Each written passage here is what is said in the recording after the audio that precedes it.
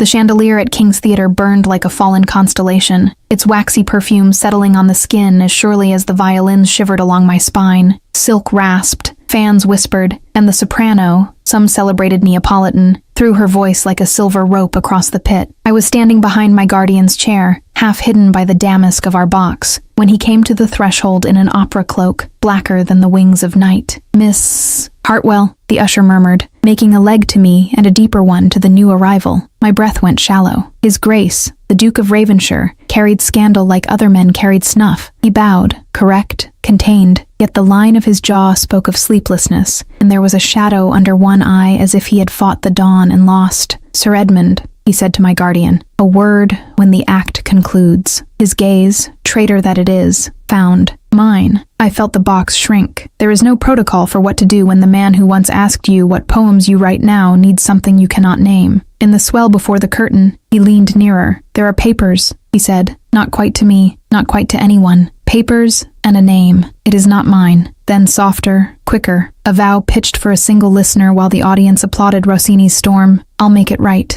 The orchestra plunged again. He straightened, meaning to withdraw, but I caught the faintest tremor in his gloved hand. "If the crown has questions," I began. "The crown," he cut in, "is a tide, but tides can be turned by rocks if set well enough. Forgive me." He left before my guardian turned. Sir Edmund's jaw had the shut look of a magistrate. "You keep the worst company, Cassandra," he observed without removing his eyes from the stage. "And the most instructive. You will not speak to him again." "I did not," I began, then stopped as the chorus crashed and the curtain fell. The house erupted. For a moment, my own thoughts drowned in lace and noise. Before we reached our carriage, a breathless clerk elbowed through the crowd to Sir Edmund and pressed a folded paper upon him. Sir Edmund read, paled, and tucked it out of sight. He told me nothing in the jolting drive home, save that the season was likely to grow unpleasant and that I must not read the scandal sheets. At sunrise I learned why. I woke to hammers. Not in my head, the prince's claret had been merciful, but in the street. Beth drew back the curtain and sucked in a breath.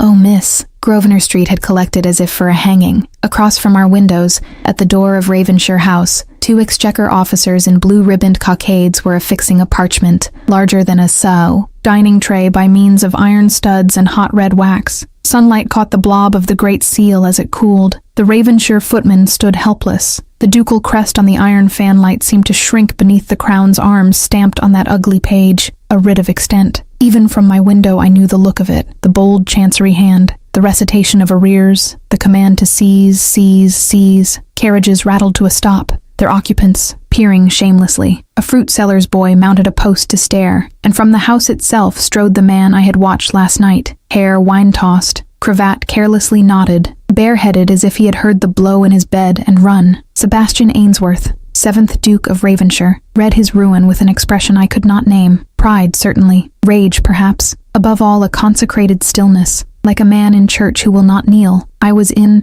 the street before Sir Edmund could stop me, parasol snatched, slippers near, skidding on the steps. "Miss Hartwell," Sebastian said when he saw me, the name a low acknowledgement, almost a benediction. Closer, I saw the scrape along his knuckle and the ash on his cuff. "Do not look at me with pity." "I never do," I said. "What is alleged?" "Debts to the crown upon Admiralty supply contracts, my father's contracts. Falsehood signed in a hand that, alleges to be ours." He did not lower his voice, though the crowd leaned nearer to drink every word. "They will seal the library within the hour. They will inventory even the nursery silver. The tenants in Derbyshire," his mouth compressed. "I will not have them suffer for a fraud." "We must see the papers," I said. "There will be a trail." Sir Edmund's cane struck the pavement behind me. "Miss Hartwell." He tipped his hat to the Duke with the exact degree required by etiquette and no dram more. "Your Grace, I am commanded to attend at the Exchequer. You will present yourself there at noon. Until then, do nothing that might be construed as removal or concealment. The law is the law. The law," said a drawling new voice, "is the prettiest ribbon with which to tie down a duke." Peregrine Vale, Viscount Wycliffe, had contrived to arrive just as the last glob of wax set. His smile was for the gathering. His eyes, quick as a stoat's, were for me. "Miss Hartwell, you do choose the best mornings for a promenade." Sebastian ignored him. He turned to me and, without flourish, pressed something small and heavy into my gloved palm. The gold warmed instantly against my skin. His signet, Ainsworth's raven with spread wings. "Keep it," he said under his breath. "There are locks to be opened that bear my father's ring alone. If the crown takes it, we lose more than metal." Aloud, he added with a duke's calm, At noon, Sir Edmund. The Exchequer officer lifted his staff. In the king's name, we take possession of this house. Wycliffe's smile widened like a cut. Next, they will take the hall. The crowd rustled like a wheat field before a storm. I closed my hand over the ring until the crest bit my palm. Sebastian met my eyes once, steadfast, unflinching, and said, so that only I could hear, if you mean to help me, Miss Hartwell, help me now. And at that very instant, a runner in Treasury livery pushed between us and gasped to Sir Edmund, "Order from the solicitor, sir. Urgent. Your ward is not to be admitted to any consultation regarding Ravenshire." The ring burned in my hand. I had already been admitted to the only consultation that mattered. By 9 o'clock, every breakfast table in Mayfair clattered with cups and censure. The Morning Gazette devoted 2 columns to the extent, craning its neck to suggest that ducal extravagance, not wartime fraud, had beggared Ravenshire. On the opposite page, a neat squib in italics remarked that a certain lady of literary pretensions has lately been seen in conversation with the ducal personage. I did not require Beth to read it aloud. Sir Edmund forbade the broadsheets at table, which only meant I read them standing. At the card rack in the hall, heart beating a little faster with each comma, he came out of his study in wig and black silk, his expression taut. "You will call on Mrs. March," he said, "and purchase something appropriate for Almack's. You will not speak to the Duke. You will certainly not be found with him. I am to feign indifference while tenants in Derbyshire count their farthings?" I asked, before I remembered that saucy speech does not mend a man's temper. "Sir, if Ravenshire's lands are seized, what is to become of the cottagers' leases, their winter coal? The leases stand as written unless new management elects otherwise." He took up his gloves. "You will leave the management to men assigned to manage it." When the door closed upon him, the house felt colder. Beth slipped me my pelisse and a glance. "The modiste will be happy to see us, miss," she said with guileless emphasis. "Her little back parlor is quite private, and her needle is very quick when gentlemen are late for their fittings." Mrs. March's shop was a world of pins and whispered salvation in muslin. She drew me into the back with a rustle of striped silk and a conspirator's smile. "He has come," she said, "by the mews entrance as requested." Sebastian stood when I entered, taller in daylight, all austerity burnished by the morning. He had exchanged the opera cloak for a sober blue coat. The scrape on his knuckle had scabbed. For a man whose library was being sealed, he seemed composed, but there was a thread of iron in the set of his mouth. "I thank you," he said simply, "for braving the pavement and the endites." "I braved nothing except impertinence," I said. "What have you learned?" "That the writ cites arrears on Admiralty contracts for gunpowder and pig iron," he answered, "and that the sums are phantasmal. Bills of exchange are alleged to have gone unpaid, yet the mines in Derbyshire were never in default." "Then someone has cooked the books," I said, recalling my own small victories with ledgers at Sir Edmund's country place. "If it is forgery, it will show in the hand or the seal." He reached into his coat and produced a folded note, edges softened as if he had read it too often. A single line, in a sharp modern script. "The ledger your father never surrendered rests where prayers keep counsel. Alden Gray, my steward, sent this at dawn," he said. "He would not risk more on paper." "Where prayers keep counsel," I repeated. "A chapel coffer, a family pew." My pulse quickened. "If there is a hidden ledger, it will speak. And if we find it," he said, "we still require access to the Exchequer papers to prove anything. Your guardian advises them." There it was, the bargain neither of us wished to name. "My position grants me a keyhole, not a key," I said carefully, "but a keyhole suffices if one has a patient eye. In return, your grace." "In return," he supplied, "I will protect every tenant and tradesman tied to Ravenshire. Whatever coin I can command that is not already frozen will go to wages and coal. You have my word." He did not offer me a title or a promise gilded in romance. He offered duty. It landed more surely than any compliment. "We will be watched," I warned. "Sir Lionel Ashe has already commanded Sir Edmund to keep me out." "Then we must look meek and be cunning," he said, and for the first time a ghost of a smile touched his mouth. "You will go to Almack's as ordered. You will be seen to purchase lace. I will be seen to bow to dowagers." Mrs. March coughed softly, as if to remind us that lace has ears. "If 2 people were to travel to Derbyshire," she said to the pins in her cuff, "they would not do it in one coach, nor would they do it without chaperonage suited to reputation. Beth and I can manage a post-chaise," I said, before facing the full measure of what I had offered. Tonight, Sebastian agreed. "I will make my own way with a groom. We meet at the northern toll by midnight, then on to Ravenshire at first light. With luck, We open what your hand now holds the means to open. My glove tightened around the signet in my pocket until the raven crested my palm again. I nodded, where prayers keep counsel. A carriage rattled hard outside, iron on cobbles. Voices. Mrs. March darted to the front and back like a sparrow. When she returned, her face was pale. 2 exchequer men, she whispered, asking the street whether a duke has been seen slipping in by the mews. Sebastian's jaw ticked. Then, I had best be seen going out by the front like any patron of fashion. And I must be seen ordering yards of Valenciennes, I said, sweeping to the bolt with a show of enthusiasm I did not feel. Mrs. March, let us be vulgarly extravagant. He reached for my hand as if to press a farewell, then thought better of it, and bowed instead. All form, all distance. Midnight, he said. Midnight, I echoed, and turned just as a boy, mud up to his knees, burst into the back with a crumpled note. For Miss Hartwell, he panted, from Sir Edmund's clerk. I broke the seal. Miss Hartwell, your presence at the Exchequer is expressly forbidden. You will remain within doors. A further order follows regarding your correspondence. I looked up, the blood ringing in my ears, and heard the Exchequer officer's boots halt at the threshold of the shop. We were already committed to the road. Midnight made conspirators of us. The toll gatekeeper at the northern road yawned into his lantern and took my shilling without counting it. Beth's bonnet hid a smirk as our post-chaise jolted into the dark beyond the lamps. Somewhere behind, another vehicle kept an odd, respectful distance, too careful for chance. I watched its glow wink out and reappear upon rises in the road, the way a fox's eyes catch moonlight. Them as follows by night, do not wish there. Faces known by day, Beth murmured, tying a shawl tighter round her elbows.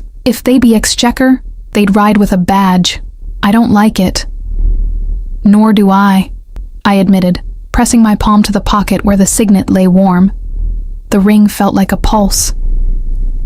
At Finchley, we changed horses before a drowsy ostler, whose hands were blue with cold, though it was May. The year had turned unseasonably raw. Breath smoked as the grooms ran out the bays.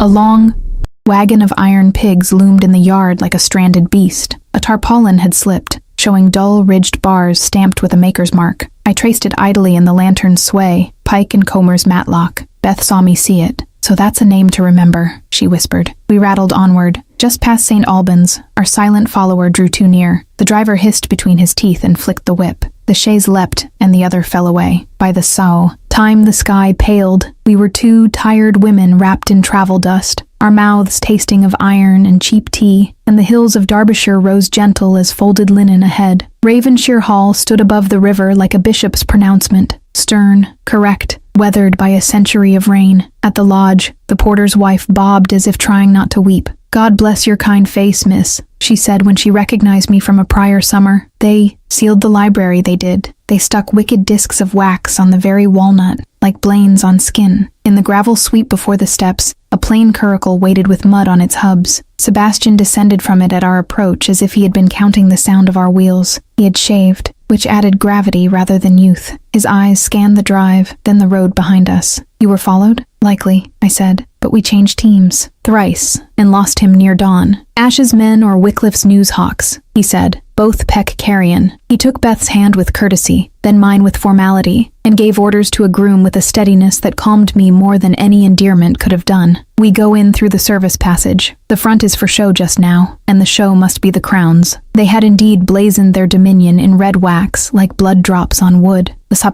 library doors bore 6 heavy seals, the steward's office too. In the hall, portraits of Ainsworth's past watched as if they too had been required to sign something distasteful. I saw the dowager's miniature on a console and felt a pinch of apprehension at what her pride would require of her son. Alden Gray met us in the breakfast room, a granite man with a farmer's son in his wrinkles and a clerk's ink on his fingers. Miss Hartwell, he said, bobbing his head. To Sebastian, he bent in a short bow that stopped just before worship. Your Grace, they have taken an inventory of plate and of the cellar. They have not gone near the chapel. The chapel, I repeated, the steward's note loud in my mind, where prayers keep counsel. His eyes flickered, and he shifted his weight, as if to hide the thought from the very walls. If a gentleman wished to keep a record safe from prying eyes, there are boxes there that are opened only for christenings, marriages, and burials. Reverend Fielding holds the keys when he ought. Sometimes your father held one when he must. Sometimes, Sebastian said softly, and sometimes his seal served as a key more quickly than a curate's pocket. We must go before someone thinks to go first. I said. If the ledger exists, its absence will be noticed the instant a mind like Sir Lionel's conceives of it. Mrs. March's boy saw Pike's iron near St. Albans. The maker marks could be the breadcrumbs we need. Gray's jaw tightened at the name. Mr. Pike sat at this very table 2 summers ago, Miss Hartwell. Ate our bacon and talked of honor. He built the new furnace at Matlock with crown coin as good as any. He'll not like his accounts read. Then we shall read them quickly, Sebastian said. Gray, the side door. Cassandra, pardon me. Miss Hartwell, your ring. Each time he spoke my name, I felt the ground underfoot. It was a strange steadiness, like a hand offered at a stile. We crossed the green under a sky the color of pewter. The chapel crouched amongst yews, modest and unadorned, a place for Ainsworth bones and Ainsworth vows. A jackdaw scolded from the tower. Inside, the air tasted of damp stone and beeswax. The stained glass bled thin colors onto the flagstones. In the family pew, the wood was darker where generations of gloves had rested. Upon the end panel, almost invisibly, the ghost of a seal had once been pressed in wax, a round stain, pale as an old bruise. Here, Sebastian murmured. He drew a small knife from his pocket and levered a thumb's-width panel free, where the joiner had left a line too perfect to be accidental. Beneath, a cavity just large enough for a leather folio waited, empty. My heart clipped a beat. Is it gone? Gray bent, probing with a cautious finger. Not gone. Lower. He touched wood, then something softer. From the cavity he drew up a wooden slip with a shallow depression the size of a cygnet's face. Begging your pardon, miss, he said, but your hand's the one as has what we need. I swallowed, slid off my glove, and set the raven face of the ring into the little hollow. There was a click as crisp as a cricket in summer. A second panel released, and a fatter bundle presented itself, bound in linen tape,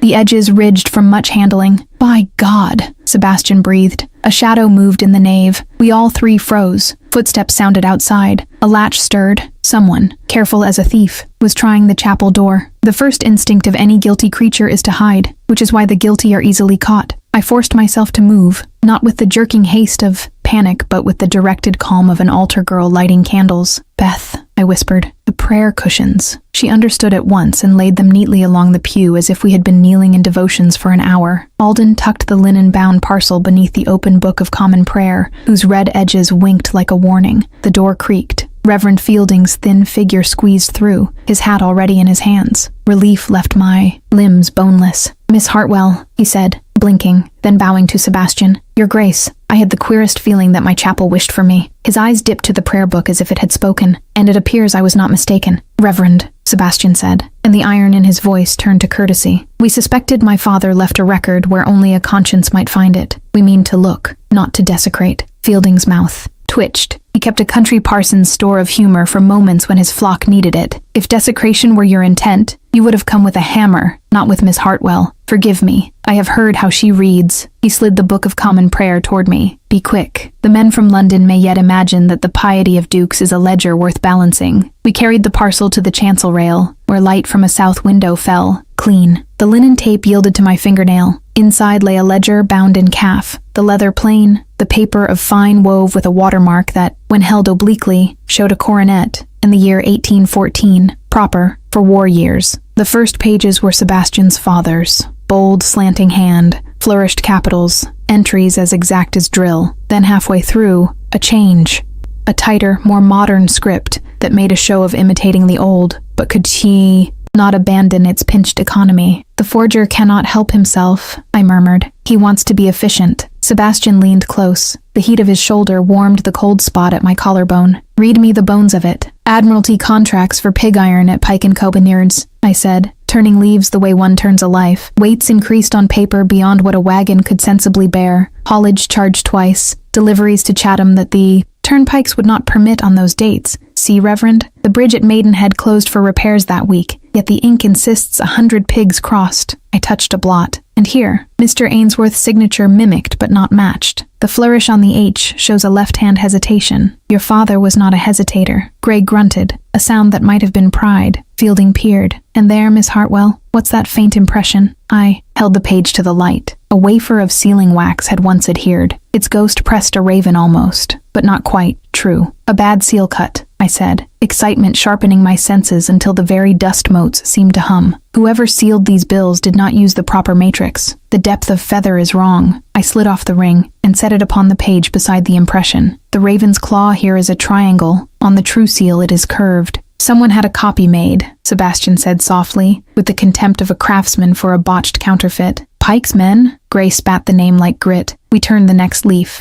A rusty smear had bled through from the page beyond. The smell of old iron rose unmistakable, as if the ledger remembered what it recorded. This, I said, alongside the maker's marks we saw on the road, together with the bridge closures and the mismatched seal. It makes a pattern. Will it convince a court? Fielding asked. Not alone, I answered, but as an index of where to look. I tapped dates and sums. It is a compass. A sound like a swallowed laugh snaked from the shadows by the rood screen. I went still. Sebastian's stance altered with a grace that belonged to the fencing floor. Come out, he said into the dim. If you do not, I shall fetch you by the ear like a schoolboy. Peregrine Vale, Viscount. Wycliffe stepped into the strip of light with all the piety of a cat who has discovered cream upon the altar. He doffed his hat. My congratulations, he drawled. How touching to find his grace and his literary advisor at prayer. The town will swoon. Devotions in the dust. A duke and his muse unmask a mystery. I can see the italics now. Get out, Sebastian said. Presently, Wycliffe's eyes flicked to the ledger and brightened. How obliging of you to gather the very item our friends in Treasury would most enjoy handling. Alas, you lack a warrant, whereas I, being a dutiful subject, shall hasten to apprise the proper authorities that a certain book has been removed from a place of public trust. It was never public, I said, schooling my voice. It is a family record, kept under a family seal. Then the family should be more careful of who watches them at dawn. He wagged a finger. The chapel door was not locked, Doves, and your Mr. Gray bribed the verger poorly. Mr. Gray bribed no one, Gray said, flushing brick red. Wycliffe shrugged with delight. Conflict. How the page will rejoice. I wonder which will read better, the Duke stealing from God's house or Miss Hartwell stealing the Duke's heart, whichever will ensure more subscriptions. Sebastian took a step. Wycliffe skated backward like a boy on a pond and produced a silver whistle from his pocket. Call off your temper. I've already signaled our blue ribbon friends. Best to put the book down and arrange your cravat. You will want symmetry in the sketch. Outside, as if conjured by his impudence, boots drummed on the path. The chapel door shook under a mailed fist. In the king's name, a voice bellowed, open and surrender any paper or effects belonging to the estate of the Duke of Ravenshire. Fielding's gaze leapt to mine. Child, he said without a tremor, if there is one place the law hesitates to search, it is a parson's person. He reached for the ledger. The latch thudded. The door began to give. Wycliffe smiled like a fox in a henhouse. Decide, Sebastian said, his eyes on me, his voice the quiet edge of a blade. Now. Wycliffe's whistle had brought the world down on our little chapel, but the world, thank I, heaven, still quailed before a cassock. Reverend Fielding stepped into the doorway with the serenity of a man about to say the general confession, and the exchequer men, who had orders to seize, not to scandalize, found their bravado wilt in the nave. They rifled our pockets and peered into the pews. They did not lay hands upon a clergyman's person. Fielding kept his ancient prayer book pressed to his ribs as tenderly as if it were an infant, and, in its hollow heart, the ledger lay. Wycliffe watched, eyes bright as a magpie's. He knew he had not won. He did not yet know how we would turn this reprieve into rescue. By evening we were on the London road again. The sky over the Midlands was the bruised purple of a healing, and the signet warmed my palm through miles and miles, as if the raven refused to sleep. 2 days later, after a furtive hour at the rectory in which we copied dates by candle end and hid the ledger anew, after Gray sent a groom flying to our bankers, and the Reverend promised to feed any officer who came sniffing until the man forgot what he sought, Sir Edmund sent word that we must show ourselves respectable or be ground to powder. Almax, his note commanded. Neat, modest, punctual. You will not attempt the waltz. I dressed in white like any obedient lamb, though my heart felt wolfish. Mrs. March had contrived a gown that looked demure in candlelight, but moved like silk water when I breathed. Beth set my hair with violets that smelled faintly of gardens I might never own. At 10:30, our carriage halted before those plain, famous doors. Inside was the great tribunal of the Tun, chalked floors, lemonade of unimpeachable sourness, and the patroness's cool eyes weighing vouchers like souls. Lady Jersey glanced at me as one might at a card. One does not mean to play. Miss Hartwell, she said, the syllables iced. Your guardian is known. Your friends are not. Her gaze flicked beyond me to where Sebastian stood with the air of a man waiting to take the ground at Epsom, relaxed, ready, indomitable. Tonight you will not enter. Lady Jersey, Sebastian said, bowing. If my presence offends, I shall go. It is not your presence that offends, Ravenshire, she returned without blinking. It is your predicament. The ton cannot be seen to applaud defiance of the crown, nor can we be seen to countenance, forgive me, liaisons between dukes in difficulties and ladies who scribble. We must be careful what dances we sanction. She inclined her head. Another night, perhaps, when the on dit is less indecorous. The blow landed with such exquisite politeness that I almost congratulated her. Outside, the street air bit like vinegar. Sebastian followed me into it with the steadiness that had become my ballast. I am sorry, he said. It is my ruin they shun, not you. They shun both, I said, managing a small smile. But Mrs. March's sleeve was worth the looks. See how it catches the lamps. He looked, because I asked him to, and in that brief triviality, something unclenched in my chest. Then the world yanked us back to our stations. A coach door slammed. The Dowager Duchess of Ravenshire descended in a sweep of black silk, as martial as any uniform. She did not waste curtsies on me. Sebastian, she said, taking his arm with a hand that could have been carved from ivory, you will attend Miss Juliana Chalcott this evening for 2 dances. Tomorrow you will call upon Mr. Chalcott to discuss settlements. You will not, she added, her eyes like pins on me, squander what remains of our dignity upon sentimental folly. Your Grace, I began, and felt Beth's warning breath at my shoulder. My style is still, Your Grace, even if our circumstances merit Madam, the Dowager said, with a quirk of something that might have been humor on a warmer mouth. Miss Hartwell, you will find your talents admired in any parsonage. My son will save his house with a wife who brings 25,000 a year and no opinions. Sebastian's jaw clenched. Mother, do not mother me in public, she cut in. I have already held my tongue when the papers styled that person. She did not look at Wycliffe, who had materialized like a stain. Our biographer. I will not hold it if you persist in making a spectacle. She released him. 2 dances with Miss Chalcott. Your hand to her father tomorrow. Your name out of scandal sheets next week. Speaking of scandal sheets, Wycliffe purred, producing a folded gazette like a conjurer with a dove. This week's is especially toothsome. He read with innocent relish. We regret to observe that a certain duke's circumstances have induced him to seek advice from an ink-stained muse of low connections. Whether she also serves as amanuensis to his accounts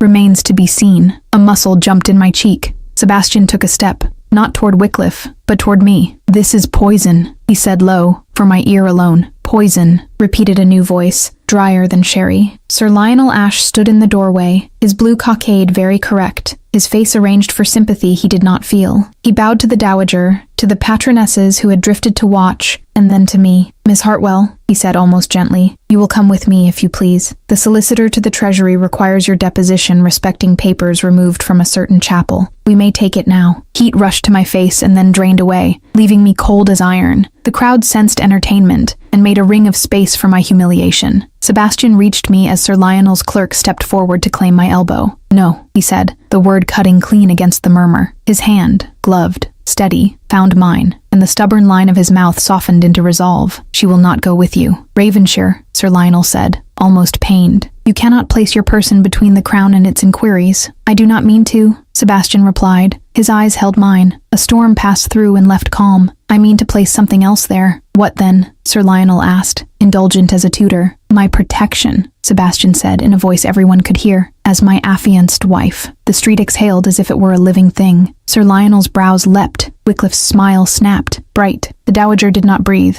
Your what? I whispered, my pulse rioting in my wrists. Say yes, Sebastian murmured without moving his lips. Or be taken. Sir Lionel extended his hand. Miss Hartwell? He inquired silkily. Will you oblige the crown? I looked down at the signet biting my palm, then up into Sebastian's implacable, asking eyes, and opened my mouth. I will oblige, I said, and Sir Lionel's hand lifted in triumph before I finished. My future husband first. It is possible to lay a city quiet with a single breath. The street froze. A groom's laugh, half swallowed, exploded against the carriage lamps and died. Lady Jersey's fan halted mid-swish. Sebastian did not smile. He only bowed to me as if I had just granted him a dukedom instead of signing my name to my own ruin, and lifted my hand to his arm. Sir Lionel, he said, urbane, Miss Hartwell will be happy to answer any proper inquiries tomorrow at her guardian's house. Tonight, she is under my protection. You would not be the man to wrest a lady from her betrothed in the street. Sir Lionel calculated the optics like a chess player moving a rook. Tomorrow at 10, he said, I shall bring a clerk. You shall bring delicacy, the Dowager said icily. sweeping past him and gathering what fragments of dignity the night had left. "And Ravenshire, remember your engagement to Miss Chalcott." "Mother," he answered without looking away from me, "I remember mine." She flinched as if struck. Then she was gone, borne away on a current of whispers. We did not speak until the carriage had eaten 3 streets, and my breath had begun to resemble breath again. The interior smelled of violets and leather. The lantern outside swung a slow gold. "Forgive me," Sebastian said at last, voice low. "I had no other card." "I know," I said, and found my hands steadying at last. "And forgive me, I had none either." I stared at the black window where my face doubled back. "We have created a new scandal to staunch the old." He leaned forward, elbows on knees, as if he addressed a committee that could be persuaded by reason. "This is the only way to stall them. A betrothed lady's communications are not seized as freely as a suspect's. Your presence with me gains the justification of propriety. My presence with you gains a reason that even the ton applauds. Romance. We must buy days." He hesitated. "If this ruins you, it will ruin me less than Newgate," I said, with a sound that might have been a laugh if it had more air in it. "Besides,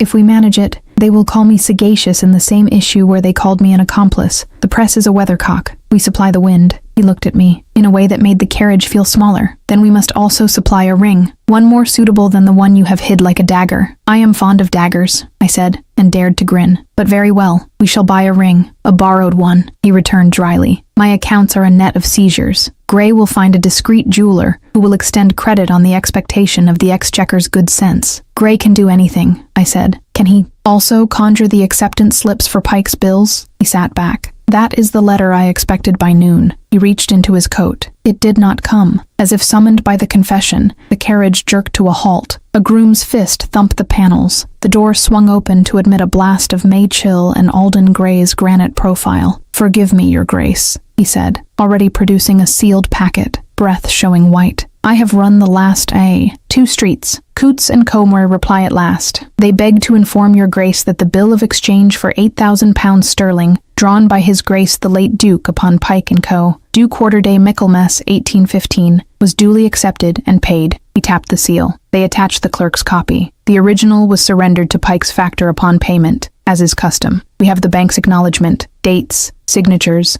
everything. Heat leapt through me so fierce it stung. "Then one of the arrears they swear to is a lie. One of the largest," Gray said. "If we can prove that, we can sniff out the rest. There is more." From his pocket he drew a folded page, unlovely, creased by rough handling. "Came with the bank messenger, hand-delivered, no address. For Miss Hartwell." The hand was the sharp, modern script I had seen in the chapel note. The same careful R's, the same impatient, "Beware the bridge where Pike's oar crosses after dusk. Men who mind the toll do not mind the law. If you go, do not go alone." Sebastian's mouth went thin. "Vauxhall Bridge," he said. "Pike's barges sometimes come that way by night to avoid Waite's inspections. Night on a bridge suits an ambush," Gray said with dour calm. "We have warning," I answered. "We also have the bank's copy. That is one nail in the Ritz coffin." Sebastian turned, the Coots letter in his hands as if it were a fragile relic. His gloved fingers brushed mine. "Cassandra." The first time he had said my Christian name in a carriage, his voice had shaken with anger. This time it was something else. Something like recognition. The world narrowed to the point where the back of his glove met the bare band of wrist just above my glove. I felt, absurdly, the faint rasp of kid skin, the thrum of the wheels. "We must be very exact," he said, almost a whisper. "Proper in public, truthful in private, relentless everywhere. I will go to Sir Edmund tomorrow with Coots' letter and demand he examine Pike's acceptance records. You will suffer Sir Lionel's questions and give him nothing he can twist. And tonight?" "Tonight," he said, eyes not leaving mine. "I will do what a betrothed man ought." He reached into his coat and produced a small square box, old, leather, worn smooth by years, the hinge faintly squeaking. Inside lay a simple gold ring, warm as if it had waited in a pocket close to a heart. "My grandmother's," he said, looking almost boyish for the first time since the writ. "She wore it when Ravenshire was a smaller house, and the world was not made of paper. Will you—" He stopped, breath thin, and then steadied.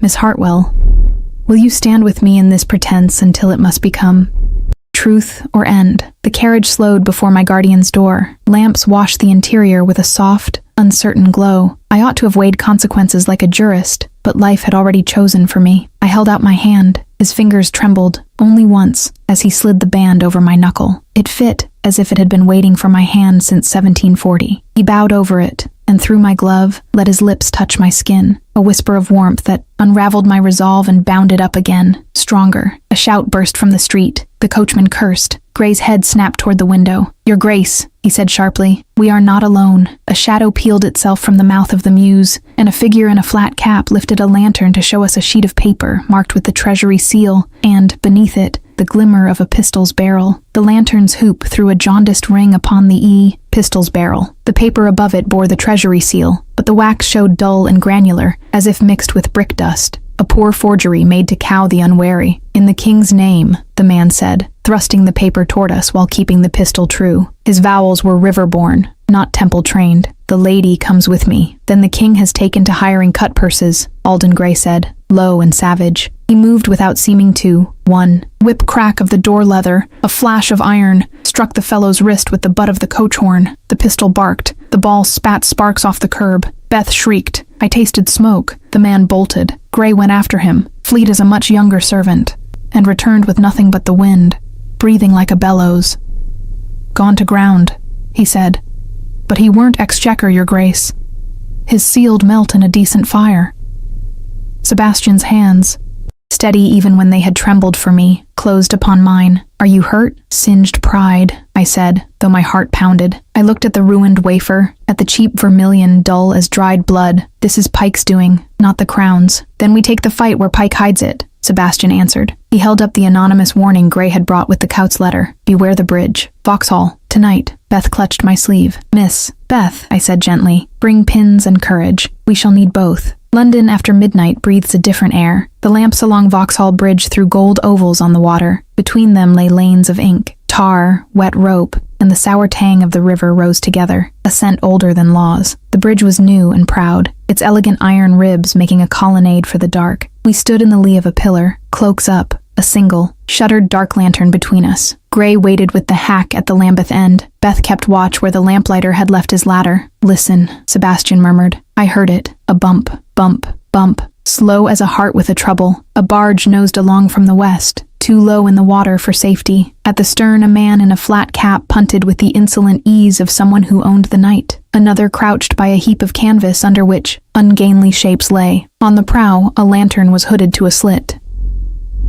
"Hold there," Sebastian called, stepping out with a practiced authority that did not need a ducal coronet to be obeyed. The man at the stern froze. "Flood's blessing, governor," he said after a beat too long. "We carry tin." "Tin does not sink a barge in fresh water," I said, and swung open the dark lantern's shutter. Light ran like quicksilver over the stamped ends of pig iron, half hidden beneath the canvas. Pike and Cohener's matlock. The croucher sprang. Sebastian caught him. They grappled, strength against ferocity. The thud of flesh on plank, a sickening counterpoint to the river's slap. The sternsman produced a knife. Beth, bless her reckless soul, blew the lamplighter's whistle she had stolen and let out a cry that would have awakened the abbey. "Thames police!" a voice shouted from the water behind us. A skiff shouldered the bridge's shadow. Oars bit, lifted, bit again. The barge lurched, men cursing, canvas ripping. Something came free. A tarred packet, bound in twine, fell with a greasy thump at my feet. I snatched it. Inside, protected by oilskin, lay a sheaf of copy invoices and a tally list, careful as a clerk's prayer. Names, dates, docket numbers in a neat hand I had begun to know. At the bottom, a line in cipher, the initial letters of 6 consecutive consignees spelled Yarrow. A name can feel like a match flaring in fog. I saw temple roof lines and endless desks. I saw a thin young clerk licking his quill, selling for pennies the integrity Sir Lionel paraded for guineas.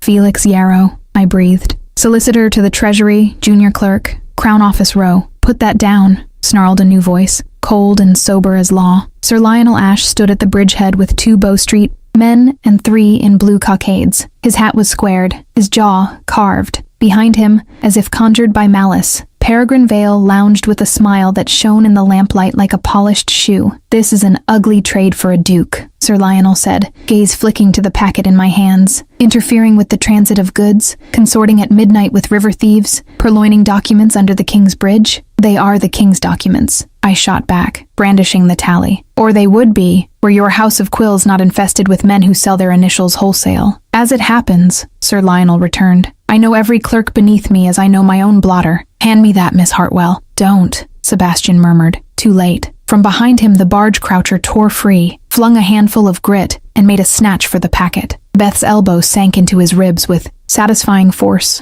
I half lost the papers. Sir Lionel's Bow Street man lunged. The tally fluttered like a wounded bird and landed in the shadow mire between bridge and barge. Sebastian dove, one impossible, unthinkable motion, and caught the top sheet by its corner. He rose, river water on his sleeve and triumph in his eyes, just as the Thames police skiff bumped hard against the barge and a constable bawled, "Stand in the king's name!" The steersman's knife gleamed. For a breath, I thought he would cut Sebastian's arm. Instead, he slashed the oilskin packet's remaining twine, scattering copies like a conjurer's cards. Wycliffe gave a delighted little clap. Sir Lionel's face shuddered. He recovered like a gentleman falling into cold water, brisk, decisive, wholly unamused. "Enough," he said. He pointed, not at the rivermen, not at Wycliffe, but at Sebastian. "In the king's name, seize the Duke of Ravenshire." We were spared irons by optics, not mercy. A duke manacled upon a bridge would have brought half London to watch. Sir Lionel had no appetite for a carnival. He contented himself with a public attendance upon his office, to be effected at 10 o'clock the following morning, my deposition included, and let us go home in a storm of looks. We arrived with river grit on our hems, and a single treasure, the one rescued sheet, splotched with Thames water, where consignees made their acrostic into Yarrow. "Felix Yarrow," I said again, tasting the shape of it. "He sits 2 doors within from Sir Lionel, Crown Office Row, 3rd desk on the left. He chews his pen and envies those who do not." I had seen him often enough when Sir Edmund sent me with briefs. He was the kind who knows the value of a half-crown to the exact farthing. "Then that is where the rot begins," Sebastian said, standing by Sir Edmund's fire in a coat still damp,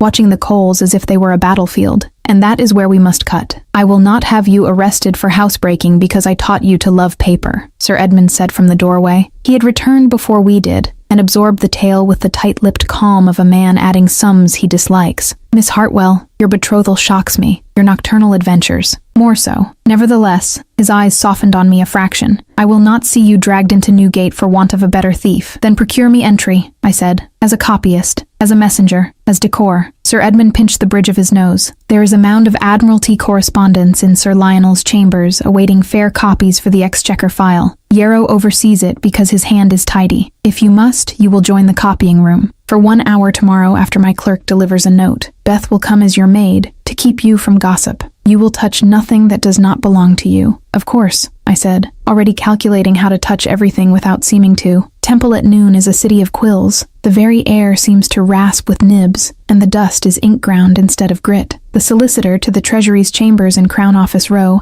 had the clean severity of a chapel stripped at the Reformation. Shelves, leather spines, sandsets, folios in neat towers like regimental squares, clerks bent in rows at high desks, wigs ghosting the air with powder. At the 3rd desk on the left, Felix Yarrow indeed chewed his pen. "Miss Hartwell to copy," announced Sir Edmund's junior, with a flourish that turned heads. "From Mr. Harbury's office." Yarrow blinked, measured my gown with a glance that totted up cost, and decided I was either useful or harmless. "Very good," he said, indicating a stool. "Forms are there, ink there. Do not blot. The solicitor's own letter book is not to be opened." "Understood," I said sweetly, marking at once which book was the most worth opening. Black calf, brass corners, a lock whose key lay dandled on a ribbon from Yarrow's waistcoat like a boast. Beth took a seat on a low chair by the hearth and began to sew with ostentatious slowness. Mrs. March's training showed in everything. The tilt of her chin said maid, the angle of her needle said accomplice. For 10 minutes I copied exemplars like a pen angel. For the next 5 I begged a fresh sheet of sand. When Yarrow turned to oblige, Beth did the thing only a maid would dare. She stood, stumbled, and sent the sand set clattering into his lap.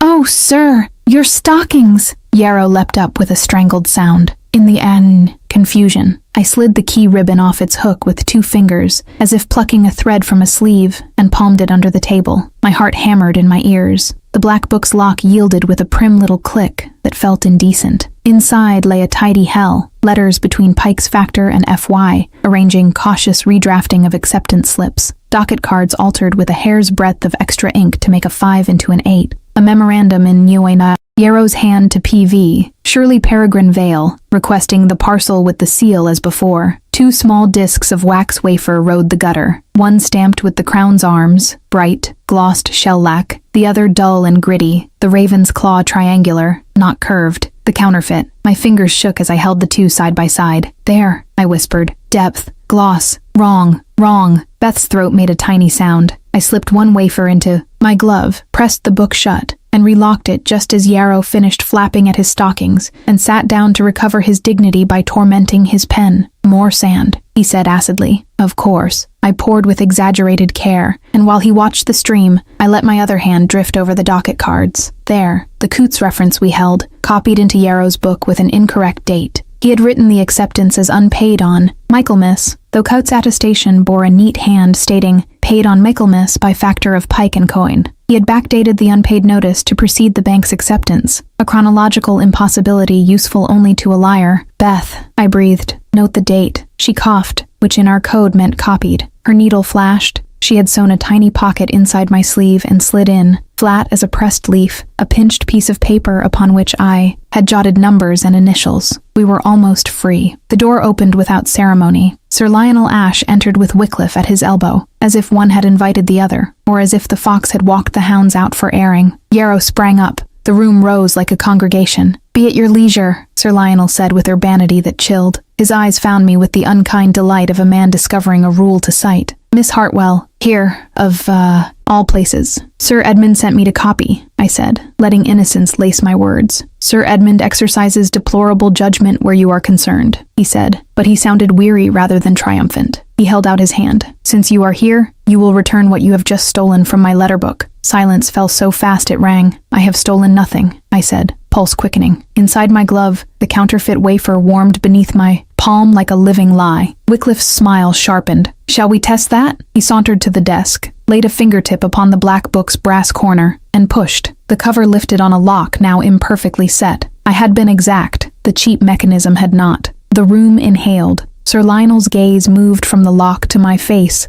and past me to the corridor, where another figure now stood, broad-shouldered, severe, hair-powdered, eyes thunderous. Cassandra, said my guardian, put down whatever you hold. My fingers closed reflexively on the false seal. Sir Lionel took a step, palm out, as if soothing a startled horse. Miss Hartwell, he said, in the king's name. The false seal in my glove might as well have been a coal from Hades. Sir Lionel's gaze pinned me. Wycliffe's smile sharpened like a chisel. My guardian's voice, measured, merciless, cut the quiet. Cassandra, put it down. If I denied it, I should be searched. If I yielded it, they would bury its meaning. I slid the gritty wafer from my glove and laid it on Yarrow's blotter beside a clean sheet. Under the chamber's cold light, the lie showed itself. Dull lacquer, feather too shallow, the raven's claw a crude triangle. It is not the Ainsworth seal, I said evenly. It is a copy used to dress forgeries as truth. Compare it to the proper impress in the Ravenshire. Ledgers or, since you keep such things, your own seal cabinet. Sir Lionel flicked a glance at Yarrow. The clerk's color rose like a bruise. Miss Hartwell, Sir Lionel said, soft as a rope over silk. Your admission of theft does you no service. I stole nothing, I returned. I found a fraud. If your lock were better, Mr. Yarrow's book would not have opened to me when he rattled about with sand. If your clerk were honest, his memoranda would not correspond to illegal shipments under the bridge. Wycliffe laughed. It sounded like coins shaken in a fine gentleman's pocket. She sharpens her quill on our bones. Delicious. Sir Edmund stepped close enough that I could see the tiredness in the corners of his eyes. You will come home with me, he said. Now, Sir Lionel, tomorrow at 10. If you move upon my ward tonight, you will do it over my resignation. To me, quieter. Child, you play. Whist with men who will mark the cards and call it virtue. Go. The corridor outside smelled of coal dust and old leather. Beth's fingers found my elbow. I did not know until then that I shook. Hold, Sir Lionel said. We halted. He nodded to Yarrow. Mr. Yarrow, escort the ladies to the door. We passed between desks like prisoners through pews. At the threshold, a shadow detached from the passage wall. Alden Gray, hatless, face hewn. Miss Hartwell, he said, voice rough. Your grace waits below. Sebastian is here? My heart lurched. He must not. Too late, Gray said. The dowager sent for him. She is in Sir Edmund's study. We found them arranged like a tableau of judgment. The dowager stiff and exact as an engraving. Sebastian standing, hands behind his back as if to bear shackles with grace. Sir Edmund by the mantel. Sir Lionel's card, not its owner, lying like a threat. Upon the tray, the dowager spoke first. You have broken into a king's office, she said without prelude, eyes unwavering on me. You have put your hands upon books whose very dust could ruin a gentleman. You have made yourself a headline, and my son a spectacle. You will end this. I will end what? I asked, steadying my voice. The forgery? The theft of crown moneys? Very gladly, if permitted. You will end your engagement. she said. Now, before Sir Lionel returns with papers none of us wish to read. Sebastian drew a breath that seemed to rake him from within. Mother, you presume. I presume, Sebastian, that I know the arithmetic of scandal, she said, a line of fire beneath the ice. A duke may wash in one public sin at a time. He cannot bathe in two. If you go into the exchequer accused of embezzlement and gallantry with a scribbling girl, the court will let neither charge. Find oxygen. They will smother you with the cushion of their boredom. Free yourself of one. Sir Edmund did not meet my eyes. Cassandra, he said, for once we agree. Rage burned my cheeks. Then another sensation. Colder. Comprehension. You would barter my reputation to save his. We would barter ours, Sebastian said quietly, and I flinched at the pronoun because it was what I wanted. I will not have you dragged into Newgate for my sake. The door opened. Yarrow slipped inside, smooth, discreet, and behind him, to my astonishment, Grey. He did not wait for permission to speak. It was me, Alden said, blunt as stone. Sir Lionel, your grace, my lady, hear me. In the famine winter, when the colliers would have torn down the lodge for want of coal,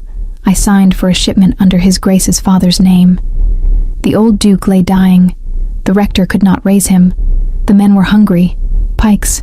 Factor would not release the load without signature. I took the signet when the dowager slept, and pressed it on the paper and brought the coal. The dowager's lips thinned. You stole my husband's seal. I stole warmth for children, Grey returned, unashamed. I told myself it was a kindness. I told myself I was Ravenshire's hand as well as its steward. I left a note in the private ledger confessing it. If that paper be gone, it is because I burned it last Lent when I feared I had done a sin too close to pride. He spread his hands. If the law calls it forgery, lay me in jail, but do not lay it on him. The confession hit like a stone in a still pool. Shock, widening rings, the deep pull beneath. Sir Lionel's card lay like an omen. Yarrow's small mouth curved, quickly suppressed. Images rearranged in my mind. A forged hand with leftward hesitation, a counterfeit seal, a winter's kindness twisted into proof. It will suffice, Sir Edmund said hollowly, to damn him by adjacency. Sir Lionel stepped into the doorway. He had come with a constable and stood long enough to hear. Indeed, he said, satisfaction and ugly flush under civility. Your Grace, I am sorry. The Crown must insist. You are to attend at once. If you resist, Bow Street will oblige you. Sebastian's face smoothed into something like serenity. He looked at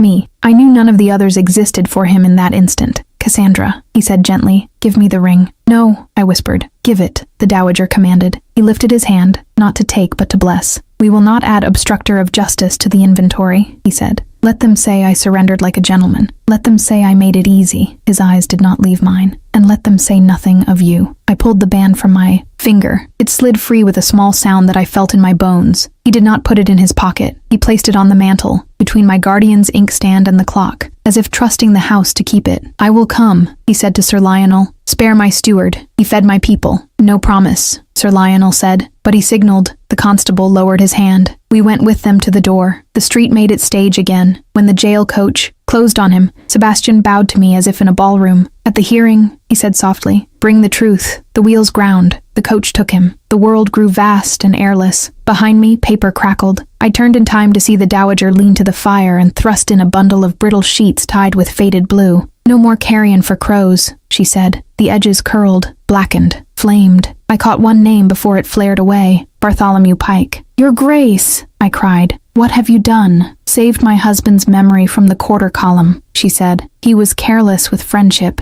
He was not a thief. I will not have the world read his private foolishness and call it proof. Ash and heat. The smell of old secrets scorching. I reached without thinking. The fire laughed at my glove. A wrap wrapped the window. Reverend Fielding's pale face appeared between reflections of flame. He held a scrap against the pane. Officers at the rectory now. They search at dawn. The ledger. If the chapel gave up its counsel by morning, we had lost everything. I did not sleep so much as lie composed upon a sea. At first light I was at St. George's, where Reverend Fielding waited with the calm of a man who has burned breakfast and baptized a child in the same hour. They rifled the vestry, he said, and they peered into christening, jugs as if repentance might be corked. They did not ask me to undress, which I take for providence. The ledger is here. He patted the flatness beneath his cassock with a crisp little smile. If I am to be searched, "It shall be an open court." Beth bound my hair and straightened my cuff. Sir Edmund met us at the door with a face shaved down to duty. "I cannot bless what you will do," he said, "but I will not stand in the way of it." The Court of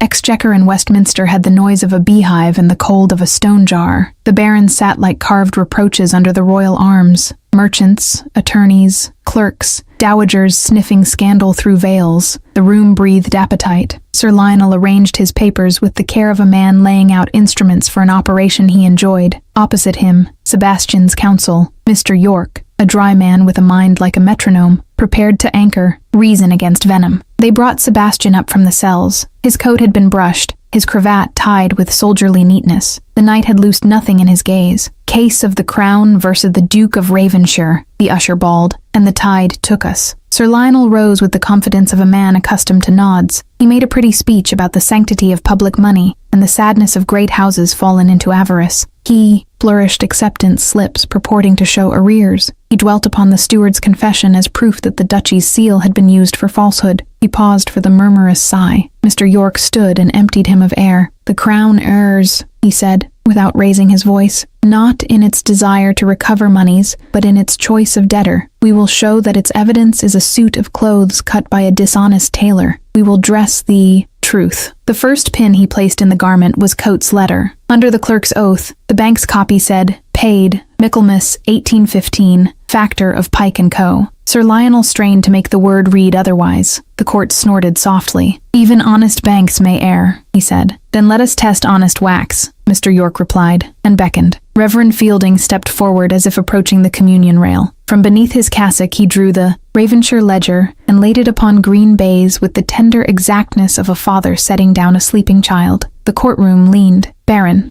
Mr. York said, bowing, "this book remains private property. It is entered here under the rector's protest for the narrow purpose of proving a point of fact, that a counterfeit seal has been employed in the making of documents charged to the defendant.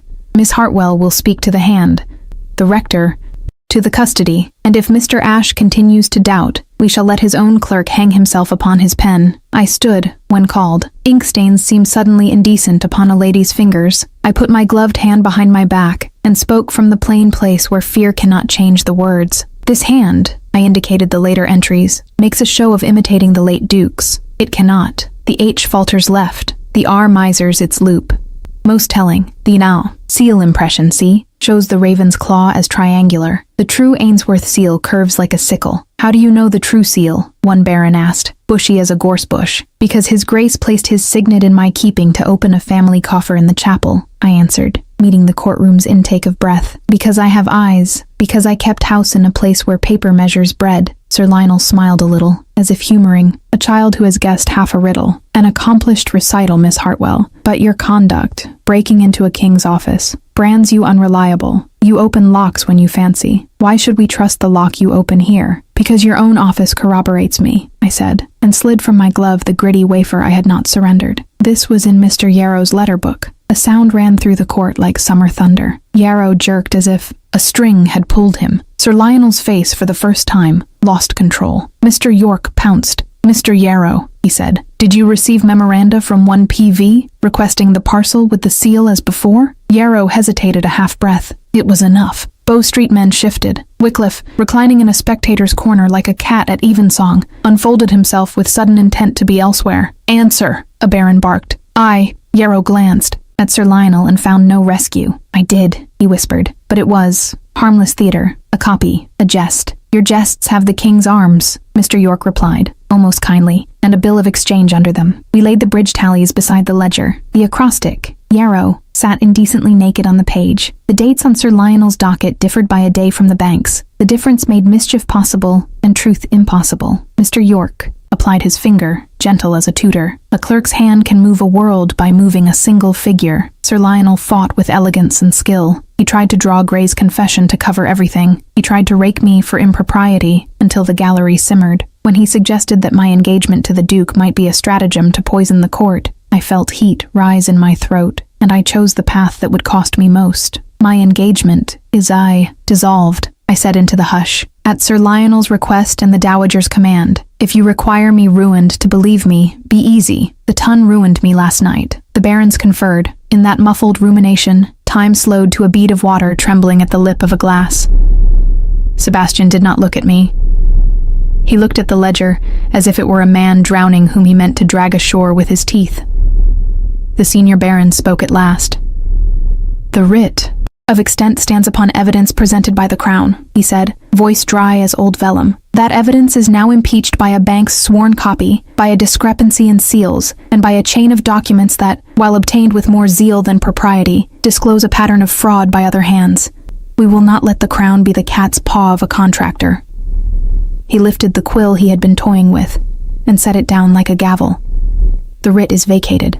Pending indictment of those named and not named who moved the figures, the Duke of Ravenshire is discharged from custody." The room exhaled. Bow Street moved upon Yarrow. He squeaked. Wycliffe's chair scraped the floor, empty. The dowager's veil trembled. Sir Edmund's jaw sagged, then set. Sebastian turned then, slowly, as if afraid I might not be there, and found me. In his eyes was the first unguarded thing I had seen since dawn at the gates. Joy, like a boy's, broken and blazing. He was across the space before I knew I had moved. He did not take my hands. He stood as if at the edge of a cliff he had vowed to leap and said, "Lo, for me, Cassandra, will you—" "His Grace," interrupted a footman I did not know, panting and pale as milk. "Begging your pardon, Her Grace the Dowager bids you attend her now." The Dowager herself stood in the aisle like a statue on a rail. "Sebastian," she said, "too even, you will come." He looked from her to me. Between us, on the council table, the gold band lay where Mr. York had set it when returning exhibits. "Do you still mean to release me?" I asked, voice small, helplessly human in the thunder of it all. He opened his mouth, and a boy from the Gazette burst through with an extra, ink wet, headlines shouting,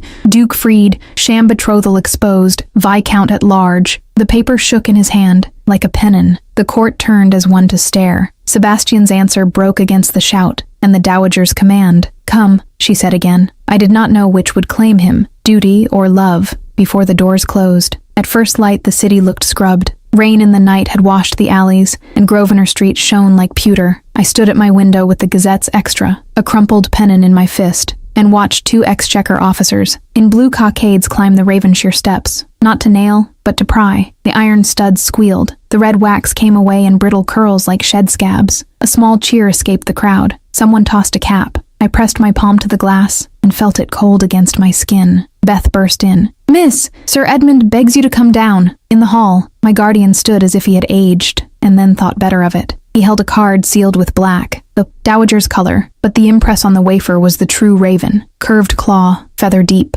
"From Her Grace," he said, oddly gentle. "She writes that a mother's hand must sometimes unclench. If you still wish what last night made untenable, you will be at St. George's, Hanover Square, at dawn. She bids me add that while she can barter a duchy, she cannot command her son's heart." His mouth quirked. "Cassandra, do you wish it?" I could not trust my voice. I nodded. Sir Edmund exhaled as a man does after an icy plunge. "Then you have my consent, and my blessing where it can do no harm." We went as if to a sacrament. The streets were empty but for milkmen and cats, and the church's stone glowed pale in the dim. The bell had not yet stirred. Reverend Fielding waited within the nave like a sentinel who had kept vigil and found dawn worth keeping. The scent of beeswax and wet wool made homely incense. The Dowager stood in the front pew, hands folded, the look of a queen who had remembered she was also a woman. She gave me her cheek as if we had always liked one another. "Miss Hartwell," she said, making a tiny rueful courtesy. "You have courage unbecoming in a lady and essential in a duchess." "I have ink upon my fingers," I answered, and to my amazement she smiled. "Then God help Ravenshire. It will be legible at last." Footsteps came soft on the aisle. Sebastian entered without pomp,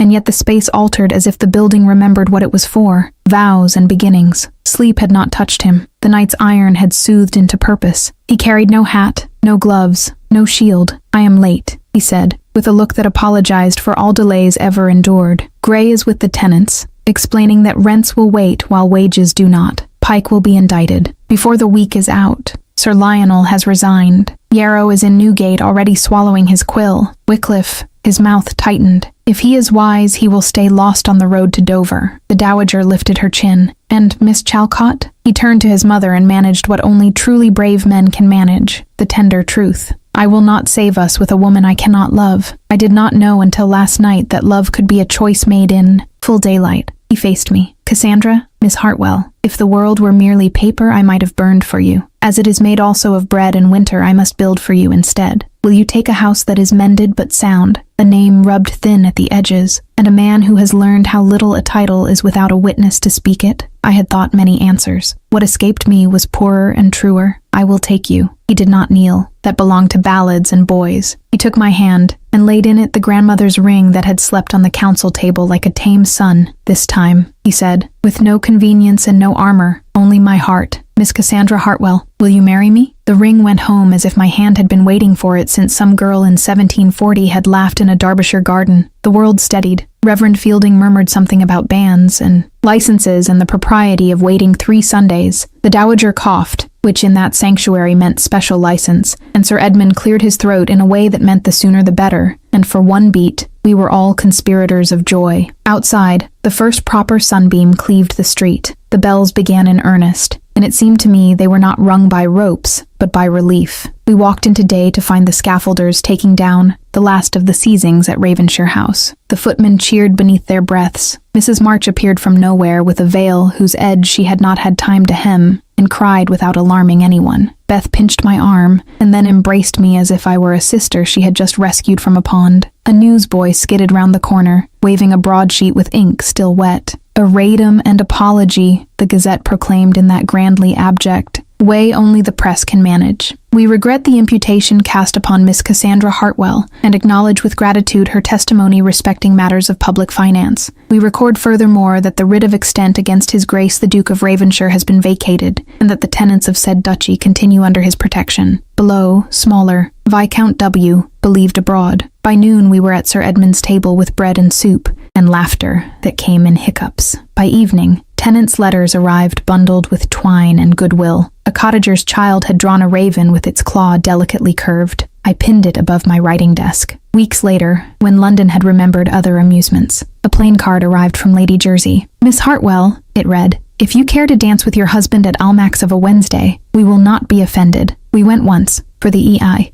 Comedy of it, and left early to walk home. The city's lamplight made a shimmering rope from our door to the stars. Sebastian's arm curved about me. Somewhere a copyist bent her head to good paper. Somewhere a clerk learned to spell conscience. In our own hall, beneath the clock where he had set it down the night he surrendered, the gold band still caught the light. On my hand now, not on the mantel. I looked at it and remembered the opera's dazzle, and the sunrise's cold, and the promise pitched for a single listener. I'll make it right, he had said, and he had. I had helped. We had done it together.